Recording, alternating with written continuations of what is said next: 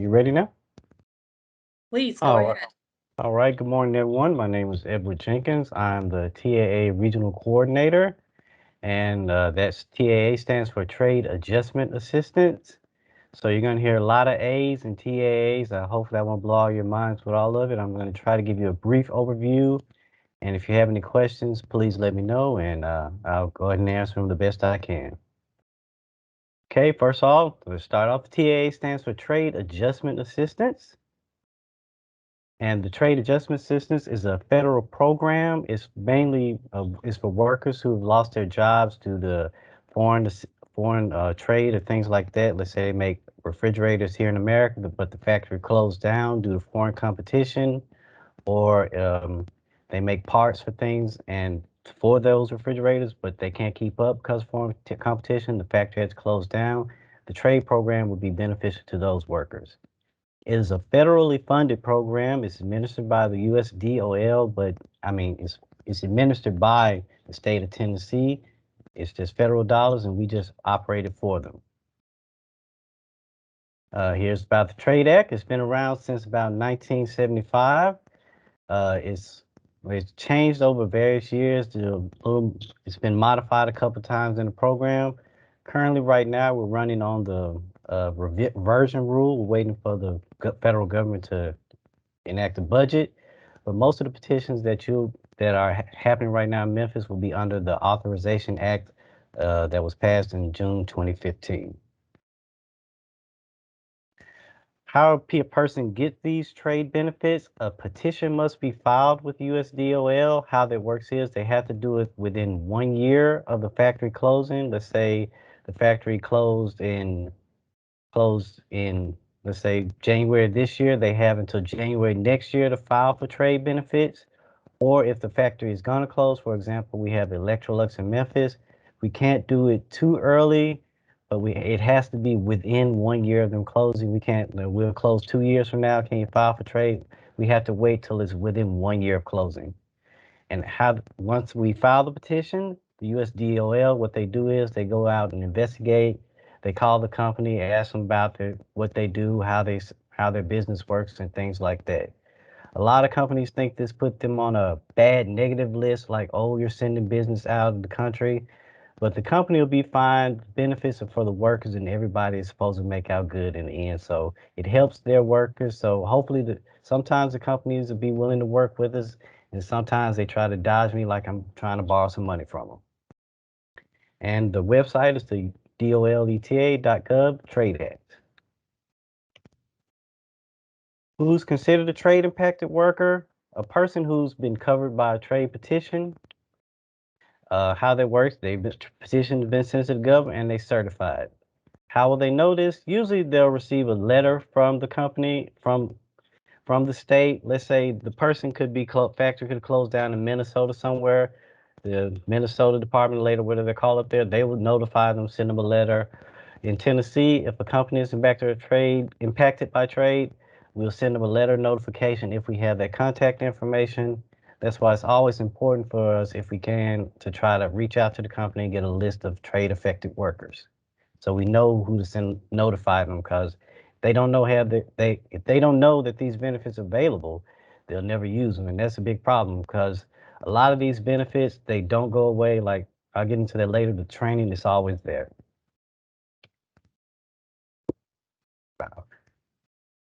TAA eligible workers, what we can offer them.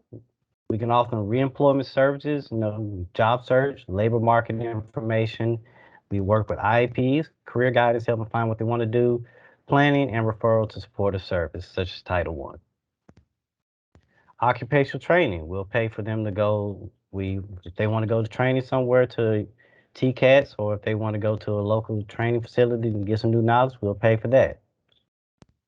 OJTs, we'll pay for OJTs also. It's a percent. We'll pay for a percentage of OJTs, and that's beneficial for us because we can, like, for example, Title One pay for OJTs. If they're working with an OJT for a trade impacted worker, our money can go along with that OJT. We'll pay up to 50% of that, and whatever Title One or someone else is paying for the OJT, that can also be added. Job search allowance. How that works is if they have to go 10 miles or more to look for work, we'll pay them the federal mileage rate to go look for work. Relocation allowance, if they just said they're ready to move to a new area outside of over 50 miles, but they have to have employment in that area that they're moving to, we'll help pay them to move. Wage subsidy, this is one of the most people use this. It's called RTAA. If they're over 50 years or more, 50 years older, we'll give them a percentage of what they were making, not the, let's say they were making $20 at their previous job, and then the next job they're making 14 to $15 an hour. We won't pay them the full difference of what they were making. We'll pay them a percentage of it, and they can get that up to 2 years of $10,000. And also, we have something called Trade Readjustment Assistance, TRA. And what that is, that's additional funding. Let's say they're in training, they're going to school, one of our TCAS, the local facilities, and they're in training. We will continue to pay them the TRA, which is just basically it's their unemployment. They will get that for up to 165 weeks or however long their training is. It depends on a lot of things, but they can get that paid. Okay, trade adjustment (TAA) is considered a work first program, and how that works is we want them to find employment first. We want them to at least look for suitable employment, and what trade considers suitable employment is anything 80% or above their previous wage.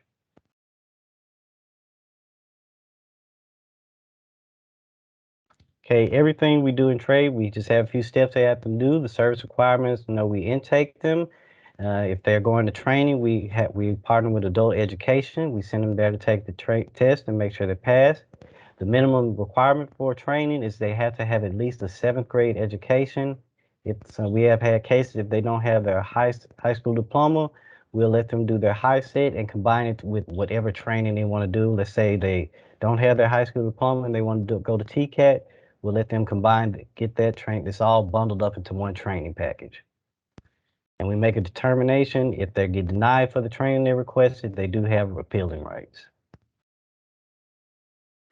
Just a reemployment service, we help them look for work. We show them the labor market information. We'll come up with an IEP plan for them. Career guidance, help them figure out what they want to do and what they feel to be the best for them. Job search, we help them look for suitable employment. And also, again, we always try to refer them to Title I for other services.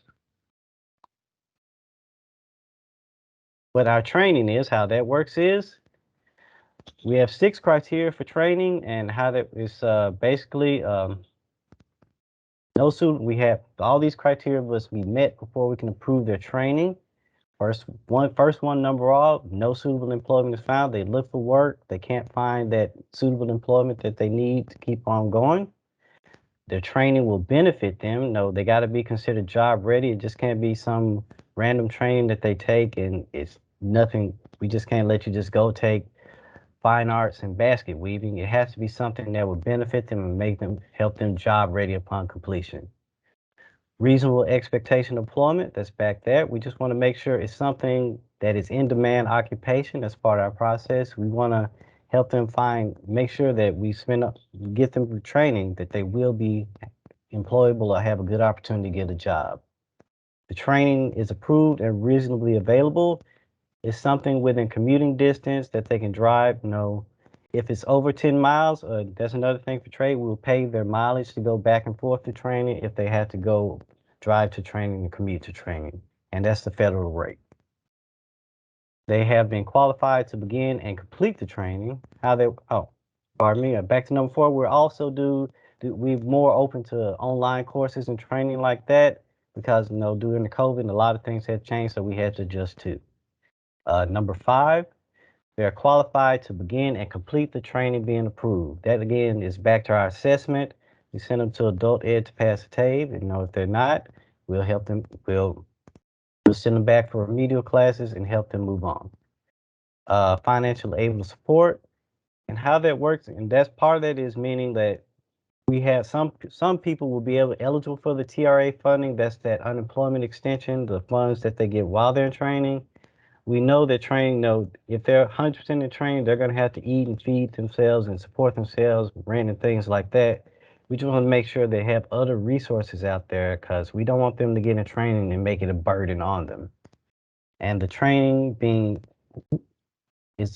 approved is a reasonable cost. TA funds, we don't have a we do we pay for a lot of training, but long as it's not too expensive, it's more than two. We have a chart and scale how we measure it. Long as it if there's a school, let's say for instance, if you have a state institution that's a lot cheaper, and they're trying to go to Harvard Law, and we just kind of balance it out. That's too much, and it's way over. But this school is right here, and it's a lot more fun. They can always ask, but it has to be in a reasonable cost. The types of training that we have the remedial training again with the high set, where we can help them get their high school diploma, or the ESL. Currently, right now, we have somebody in ESL. She's training in the ESL program. She's been in there a while, and she is getting her TRA funds while and mileage while she's in her ESL training. Basic skills, let's just say, I guess that is sort of the high set base skills, things like that. That is back to the development of class increases, Workers Act. That's if they don't pass the test, we'll pay for them to take classes that help them pass the high set test or the TABE test, I'm sorry. Occupational training that to lead to workers' long-term employment. That is again like we'll pay for college, we'll pay for a bachelor's, we'll pay for a master's, and that's about how it's. If they have a master's, we'll pay for another, and it's not working for them, we'll pay for a master's in a different field. Like we recently just had a few participants for graduate from the University of Memphis. Had 3 people that passed the master's programs. One of them didn't have one, and others just changed their field of employment. We'll pay for the OJT. We'll do things, and we also fund apprenticeship training. The program will pay 100% of required training costs. We pay tuition, fees, books, tools, supplies, uniforms, and travel. We fund everything as long as it's in the training approval packet. We have to know beforehand what the costs are instead of them coming piece by piece saying, I need this, I need this. We have to have all those costs up front from the schools or training facilities that we go to. We work with TCATs in here in Memphis. They usually have a good supply work and they let us know what's going on. University of Memphis and Southwest, we have a few participants there also. And all those schools, we've worked with them before and they know how to let us know what the costs are up front. And we do understand, it seems like every semester tuition costs go up. We know that, but we just need to have sort of a base to know how much we'll be paying. OJTs, TAA will fund 50% of the participants' wages under the OJT, just costs related to training, tools, books, uniforms, and things like that. All the criteria still must be met for the OJTs. Back to those 6 criteria, they still have to be met for the OJTs. And again, like if the Title I is paying a percentage of OJTs, whatever they're paying 25, 50%, if they're paying 50% and we're paying 50%, the company's paying nothing just to get this employee trained. So that's a benefit for them.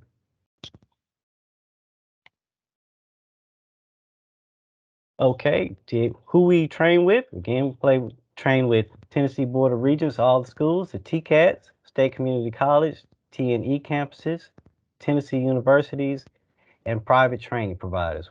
We work with all online providers, and we also work with providers who aren't on the ETP, the eligible training providers list. Um, so we can work with schools that no other, like they may not be able to, Title I may not be able to work. We could work with those schools. We just have to talk with them and make sure they're accredited and things like that. And again, they can't be ridiculously expensive.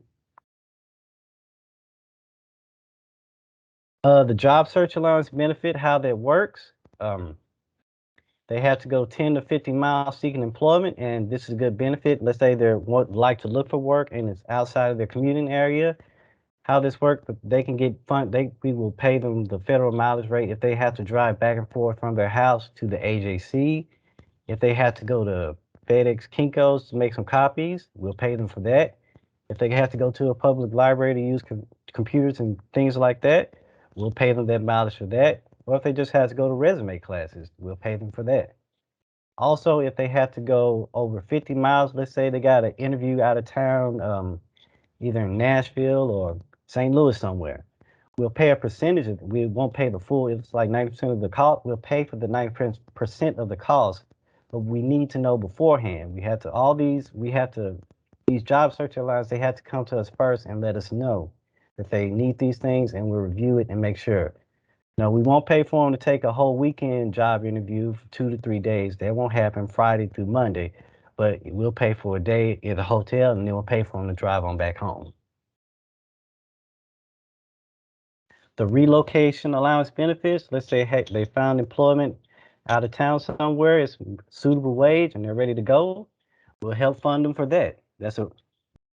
How that works is we give them a lump sum payment of three times their wage. Oh, and make sure 3 times their monthly wage, or $12.50 up front. We'll pay up to 90% of their total allowable costs for moving, transportation, lodging, moving trucks. They stop at gas. If they're driving with their family, they want to eat, we'll pay up to 90% of all those costs. Excuse me. The RTAA benefit, that's the one I was telling you about. They're over 50 or older, and a lot of the trade participants, a lot of them, if they've been working with a company for 20 or something years, I doubt that they may be close to 50, or they may be just ready. I don't feel like going back to school. I don't want to do all this training. I'm just going to find another job. And we are okay with that. They find a job, it's not fully to what they're making at their previous employment, we'll pay them that percentage of that RTA. Again, how that works is they were making $25, but now they're making $20. We won't pay them that full $5 difference. They have to do some magical calculator. And it's different for everyone. We go in there and calculate how much would it be, and they get it monthly, or sometimes they'll just wait and drop it all off at one time. But they have to let us know beforehand that's how that works. No, there was a lot of A's and RTAs and trade questions, and I just went through it a lot. And sorry about that. A lot of information soak in. So, are there any questions out there?